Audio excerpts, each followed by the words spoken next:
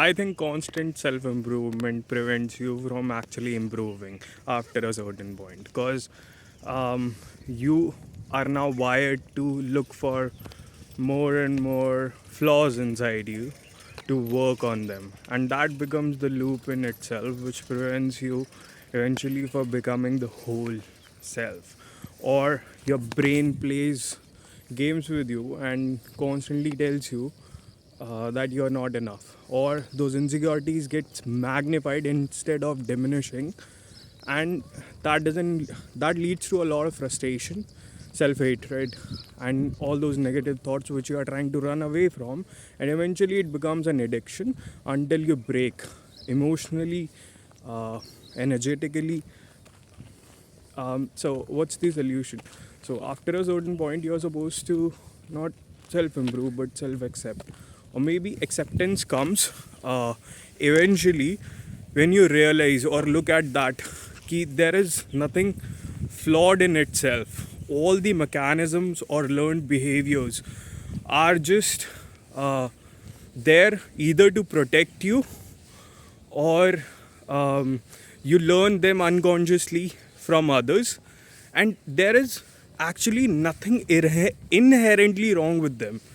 You just need some time and space between your mind and your decision, uh, or your brain and your decisions, to unwind them, just to observe them, and they will unwind it themselves. That pattern will solve itself, because now you have space to look at them as an object, not as your own part. So I think one thing helps to realize it is everything or every thought you think of is not you, or it's not a fact about you. They are just opinions as well, the stories which you constantly tell yourself, and eventually you need to figure out, or you need to look towards what is there, which is not what is exactly there, which left when you stop telling yourself those stories. I think that is the biggest breakthrough you can make.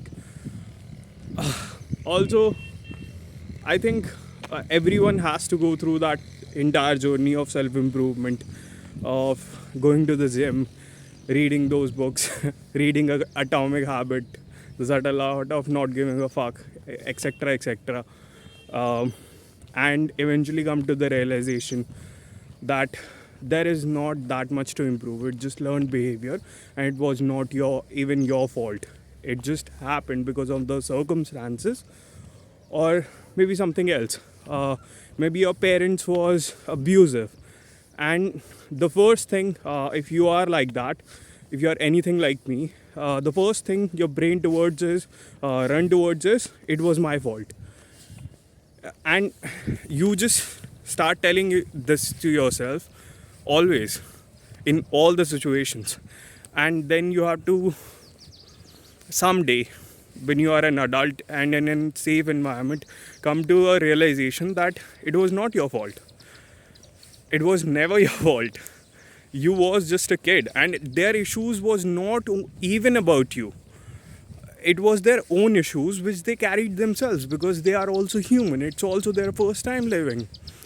I think all of these conversations, all of this aside, I think the journey itself will decide, or you, or something much more deeper inside you eventually decides what needs to happen at that stage of your life, how much your nervous system can take eventually. If you'll try to do all of this at once, simultaneously, you'll break yourself, and it's going to hurt a lot emotionally, I'm talking about, and also intellectually, because you will lose a lot of confidence in yourself, that yeah, but it didn't your brain will always be like, it didn't happen last time, what new you can bring to the table.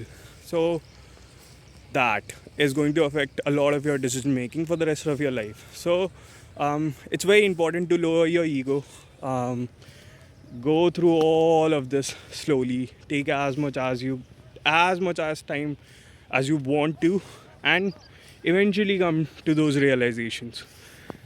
But it's very important that you do come to those realizations. Otherwise, you'll constantly be in a loop, and when you will reach the end of your life, you're going to regret horribly that what you actually wanted eventually happened, but you didn't realize it did, and you was in this constant misery or suffering. And few people stay in that suffering because they have this arbitrary idea that there is some reward at the end of the suffering. Because of the social conditioning, we have started to believe, because of social media, that suffering have some meaning, or it will end up we all will end up with some kind of a reward if we will go through the suffering. And there is this quote which I really like about this is, just because you have been through more does it mean you will get more. And that's the truth actually. Like, you need to come to that realization that most of the suffering is useless, and there is no reward at the end. And also, there is no sense, not even in terms of experience, because eventually everything will be dust. And even though if you don't want to go to that extreme, or that much nihilist, most of the suffering is just because of your own ignorance about yourself, because you're not realizing the very core. By the way, spoiler alert, if you start to accept, I have told in the last video about the body work you can do, stay in your heart, feel yourself. In the Men Are Lonely video, you can check that one out. It's a very good hack. I think, spoiler alert, if you'll do those things, if you'll start the process of accepting, what will happen is it will eventually increase your self-worth very slowly, not exponentially.